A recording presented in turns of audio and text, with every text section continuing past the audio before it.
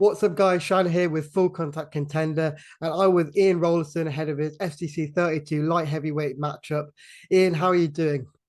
I'm good, mate. I'm really good. You? Yeah, I'm feeling good, mate. I'm feeling good. Now, Excellent. going into this fight, this is going to be your second fight with FCC as professional. How has the build-up and preparation been in camp? Has it gone without hiccups? Yeah, this time it's been totally different. I've changed a few things. Got a nutritionist, strength and conditioning coach. I've scheduled all my training, so it's been programmed more. It's basically been a proper fight camp this time. Um, Last few times it's just been finding my feet. This time changed everything up. Got obviously there, told you there, got the nutritionist. I've already got my coaches for MMA. I've got a Thai coach as well. So things are going good, really good. Now, you're 2-0 currently as a professional, both wins by submission. And we last saw you fight at FCC 28 in March, where you demonstrated that really solid grappling ability, getting a Von Flue choke that I think OSP would probably be proud of.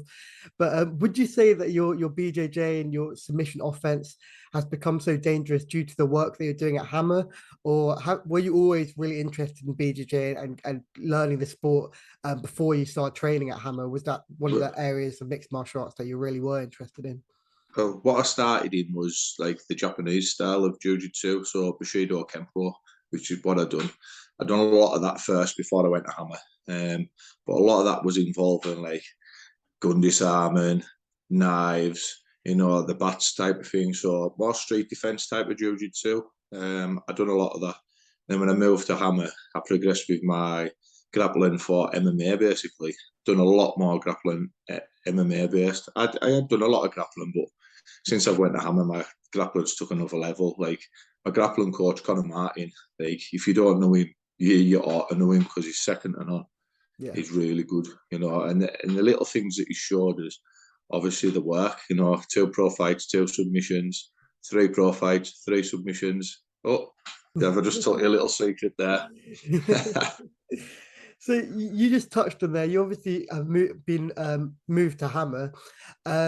It's a really good location as well. If you're like an up and coming UK mixed martial artist, it's definitely a growing gym, and it's got a really successful head coach in Sean Martin, who's tremendously experienced in a whole number of areas, kickboxing especially. But does it give you extra confidence knowing that you've got such an experienced coach in Sean Martin, and obviously having people like Connor Martin and the new nutritionalist? How much have they helped you improve from the last time we saw you in March and now? Well, these the 3 coaches really. There's Connor Ignat, Connor Martin, and there's Sean Martin. They're the 3 that work with us a lot. A lot of the lads who train there work with us as well, but them 3 work with us loads. Connor Ignat works my striking. Connor Martin does my BJJ, and Sean basically does everything. Helps us with everything. But them 3, the pushers all the time. The knowledge of all 3 of them's unbelievable. I mean, Conor Ignat's been there with the best, been on Cage Warriors. He's fought really good lads, so he knows. And Sean's been around for a lot of years. What Sean doesn't know, he's worth knowing, type of thing. And like I said before, Conor Martin's grappling, unbelievable, Mhm. really is. So I've got a good team round us, but I live like 130 mile away from home. So I've got to travel a lot. So I've now got a good Thai coach up in Cumbria where I live. And my stand up with him, he's worked loads, relentless. He's worked with us. Gazole, he's called, the yard, the gym. It's just a new gym. But he works, like, sometimes he works 12 hours and still comes and trains me. I have got an excellent team. Like my nutritionist, he's changed my game so much. So Mhm. my weight cut this time, my weight cut was spot on. Last time I was cutting from a ridiculous weight. I should have just been fighting everywhere. I shouldn't have made the weight cut from last time. But this time it's going to be an easy weight cut. Yeah. No, I have seen online you are looking in great shape, and it clears the nutritionist has done a good job. Yeah. On December 17th, you're obviously going to be facing a tough opponent. He's coming from overseas, I believe, and Alex Vicensiuk. Have you managed to sort of find any information on him? I know he's not had many MMA fights. There's not a lot of footage you can really go off. And if you haven't managed to find any footage to sort of watch and analyze, is preparation in camp very well rounded in preparation for the fight to really go anywhere? Or I know that you mentioned hinted that the BJJ might be involved. So has it been slightly weighted more to getting the opponent down to the ground and doing the best work there? I've let my coaches do that. They've looked into him. I mean, I've done it in the past where I've looked into fighters and thought, oh, I'll be able to do this because I can't do that, and so I get it into my own edge. So this time, I've let them do the work, and I've just worked on what they've told me to work on. Mhm. You know, I think sometimes you can analyze stuff too much. Yeah. So this time, I've just left it to them, and I'm just going to go in and do my own thing. I'm just going to let it come naturally rather than force it. I think my first two pro fights, I was trying to force things too much. Hmm. So trying to force them, I was missing out on things that I should have finished easy. Both fights I should have finished in the first round, and I didn't. Hmm. The last one, I did get a bit of a nasty strike towards the end of the round, which knocked us sick. But I fought through it, you know, and I still got the submission. So this time, I'm just going to go in and just let things flow. Hmm. You know, I'm just going to be more chilled. Yeah. I know you don't know much about your opponent, so it's sort of hard to gauge what level he may come in at. But do you feel sort of confident enough to make a fight prediction or make a confident pick about how you'd like the fight to play out, how you see the fight playing out? And if not, you've obviously never been the distance as a professional. So would you sort of like to go through 3 rounds if the fight does take you there? Would that experience mean quite a lot to you? Not a chance. I want to go 3 rounds. No. You know, if I got paid for going 3 rounds, I got more money for going 3 rounds, I would. But to be honest, I'm trying to get finished early because I don't want that pizza van to shut. Because last time I was at FCC, Adam had the best pizza van outside ever, and I'm just worried my fight goes a bit too late and I miss the pizza van. So I'm hoping to get in, out, and get a good pizza. You know, Yeah, no, that, sounds like that, a plan. Sounds like a plan. The fights are good at FTC, but the catering is even better. I'll tell you oh man, that. last time I was there, I was just a spectator, so it was brilliant. I had pizza, fish and chips. You know, couldn't ask for anything better. Yeah.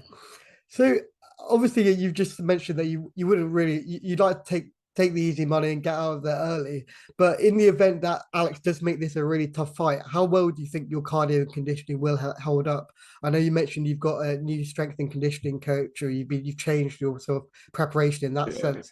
So how improved do you think you'll be? And do you think you'll be able to keep up the pace that you put on early on in your fights into Well, later I'll rounds? put it this way: I've actually got a pair of running trainers now, so I've actually been out on the roads. Okay. Um, you know, it's quite hard when you're a bigger man to run. Yeah, You yeah, know, I'm sure it is. I'm sure it is. it's not as easy. It's a bit, you know, it takes a lot out on the knees and stuff. But Mhm. I've been doing a lot more. I've been doing a lot more like sort of CrossFit training as well. You know, pushing sledges, flipping tires, Yeah. throwing a sledgehammer about, rowing sprints, bleep tests, running 5 miles, 3 miles, rowing sprints. Yeah. I've been doing quite a lot. I just thought let's have a full go. Like, because I'm telling you now, if I don't come with my best performance this time, that's me done. Hmm. That, like, I've put it all in this time for my best performance. You know, I have to sacrifice a lot. I miss out on a lot with my kids and stuff, traveling away to train and stuff. So this time, I'm coming to bring my best performance, or could be the end of us. Because in my own head, I have to bring my best performance this time. Now, I feel confident that you will come out and show the best version of Rollo that we'll see. Because by the looks of it, in the build up to this, you've been training every day, practicing each different martial art every day, as well as doing the tough cardio, like you say. So I do think we'll see the best version of you, and whatever happens on Saturday happens. But I do wish all the best for you in that sense. This is going to be a really landmark event for FTC after about over 10 years of professional events. There's a good chance this card will be on UFC Fight Pass and live, and you'll be on that main card. So you'll be one of the fights shown on UFC Fight Pass if it does get over the line. In your mind, do you see this as a real opportunity to sort of get that highlight reel early stoppage that you've been hoping to get, and maybe building up your name a bit as well? Because you could go into 2023 3-0. You know, currently you're a top 20 ranked UK light heavyweight on Tapology, so you could really build on that with a big win, especially on the debut show with Fight Pass. Yeah, I just want to put my best performance on. Like I've worried in the past about what the crowd thinks, what everyone else thinks. Like, and it's put the pressure on us to try. And like I said before, force things. This time I'm not worried. I'm going to go in and do what I know I can do. And whether it's a daft submission or an easy submission or a really hard submission, if it impresses no one, it impresses no one. It's about me from that like now. You know, I put that pressure on myself, thinking I need to impress everyone else. Mm-hmm. But when you fight, and it's got to be a selfish game, and it's about yourself. Yeah, it's nice if I went in and put a spectacular knockout or a spectacular sub. It's great to put a performance on like that. Everyone wants that. But if it doesn't come, I'm not going to be hard on myself about it. You know, the only thing that matters is going in there, having a win, coming home safe to my family. Yeah. And in that ideal world, if you do get your hand raised and you move to 3-0, what sort of goals could you see yourself setting yourself for 2023, whether MMA related or non-MMA related? For maybe it's just to sort of get that cardio up to an even better level, or maybe it's to sort of reach a certain pro title. Yeah, no, I'm just going to keep pushing the way it's going. I just want to enjoy it. I think if I put that goal saying, yeah, I want to reach this height, I want to do that, I think I'll try and force it too much. I think when you do that, you stop enjoying it. Yeah. I just want to enjoy it. You know, it's good for your head, MMA. I know it doesn't sound like it Definitely. is. Maybe not the smacks and the Yeah. kicks and the knees, but I mean, it's really good. It's good for your mental well-being. It stabilizes everything. Yeah. You've got that drive every day. You've got something, Yeah. you know, to get up for and to push for. Mhm. You know, I'm looking forward to it. You know, Mm-hmm. it's Yeah, first time. I completely agree with you as well. In a sense that a lot of people who may not watch MMA may think it sounds stupid to say that the fight is the easy part, but the preparation and the routine and the weight cut and the nutrition, if you get in a good routine of doing that, it helps you so much elsewhere in life, and just gives you a healthier sort of mindset when you're going Yeah. about your everyday, when you know you've got some routine to follow. Um, if you did get your win at FTC, is there a possibility that you'd like to stay with the organization, have a few more fights, and maybe push for a title with them? Because obviously you've had a few fights at Almighty as well. Or do you just sort of, when you're ready to fight, you'll go to whichever organization is willing to offer you someone? Do you know what? Right, I'll be honest with you. Like Almighty Ray Thompson, honestly, he's one of the nicest blokes I've ever Yeah, met. I completely agree. I fought there. I got the amateur light heavyweight title there, Mhm. and then I fought and I spoke to Adam and everyone else involved with FCC, and I honestly, hand on heart, think they're both like top quality promotions. Yeah. You know, and if I do stay with either one of them, I'll be happy. Mhm. But if I move on, obviously, and there's bigger money, then I'm just going to take that. Yeah. You know, I don't sacrifice everything like for nothing. You know, I've Mhm. just got to go what's best for me. But Yeah. I'm happy to fight. I'd be happy to fight under Ray. I'd be happy to fight under Adam. So all my EFCC or move up. Yeah. You know, but there isn't many. You can't move up in the UK scene, really. Mhm. I don't think. I think it's FCC or Almighty in the UK scene. Yeah. They're the two top promotions. I can't see anyone touching them now. Mhm. They're like they've gone off in their own league. It's like them two in their league, and then everyone else now. It's You great know, to think sort of where both those organizations will be in maybe 3 to 5 years' time, where MMA as a sport is rising and becoming more and more popular. And no doubt those organizations will be as well. You've mentioned how much you love the sport, and I think you forget how much people love to watch you fight as well, because you've got a tremendous amount of support, and they always show out in full force when you are in the cage and you're having a fight, whether as an amateur, as a professional. Have you got sort of anything to say back to those fans that are going to be coming out to see you hopefully get that third professional win, whether it's going to be in person or it's going to be buying the pay-per-view at home? Because I know there are a lot of big Rollo fans out there who want to see you get your hand raised on Saturday. do you know what it is, mate? I've got a lot of good friends. Like what it is for me, it's a lot of travelling for people to come. You know, so it's a big expense. It's not just like some of the lads who fight in Liverpool and they're from Liverpool, the family can nip down the road 10 minutes and watch them fight and go home. For me, people are travelling hundreds of miles, paying for a hotel. So they're spending a lot of money to come and watch me. So I'm grateful for it. That bit of support gives you that spark. I couldn't imagine walking out and fighting and having no one there cheering for you. I've always got a big crowd. But on the other hand, it also puts that pressure on you as well, because you want to perform for them. You don't want them to have wasted the money to come watch you get sparked out or choked out and put to sleep, But I'm so grateful for everyone that supports us. It's like I've got the best support network ever. My wife, she's amazing. If it wasn't for her, I couldn't do this. I wouldn't be fighting now if it wasn't for her. People don't see that side. I get all my meal preps made. They're ready for us to go training. My stuff's ready. It's just little things like that. Weekends when I'm away training, she's got the kids all weekend.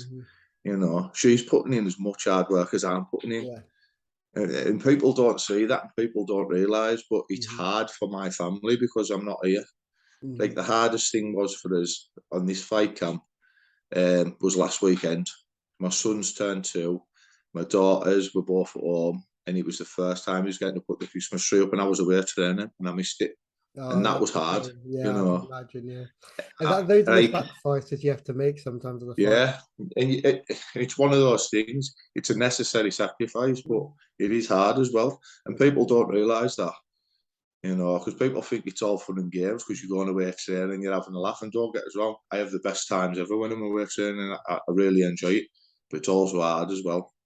I think you also have to take into account the role model and example that you are setting for your children in the future, though, where they'll see that this is how hard he was working, and this is the amount of time he was willing to put in. And wherever the career goes, you can see that if you put your time into something, you enjoy yourself.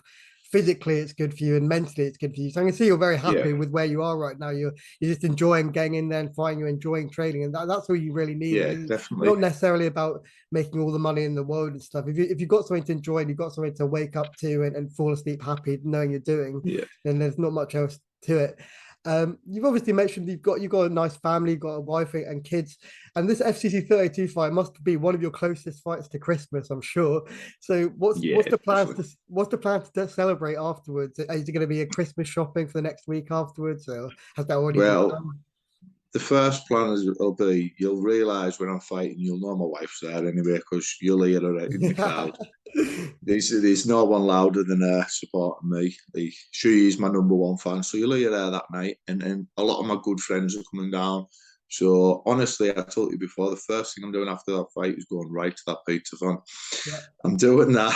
I'm going to enjoy that pizza. So if my opponent's listening, don't hurt my jokes. I really want to eat that pizza.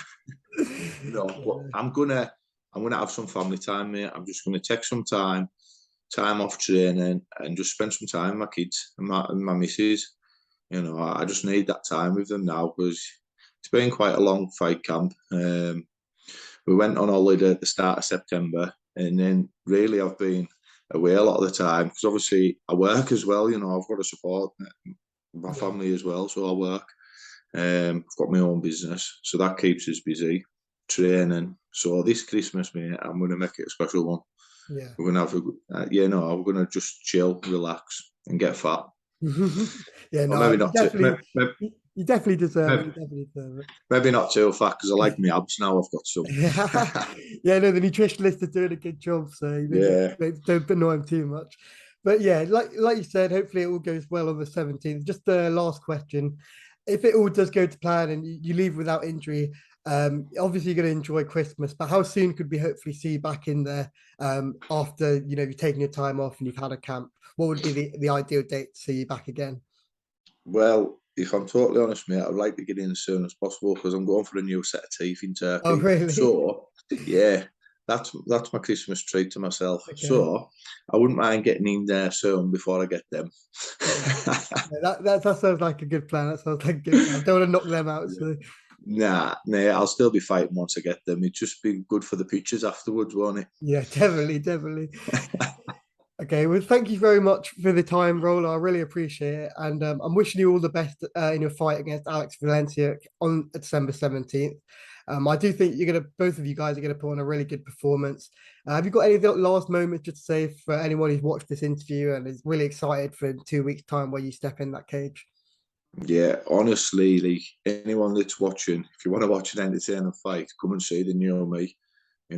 I'm totally different now. The last two times, I wouldn't have called myself a fighter. I was just someone who was getting in there. Now I'm a fighter. So come watch the show, get entertained, get a good pizza, and let's have it. I wish my opponent all the best.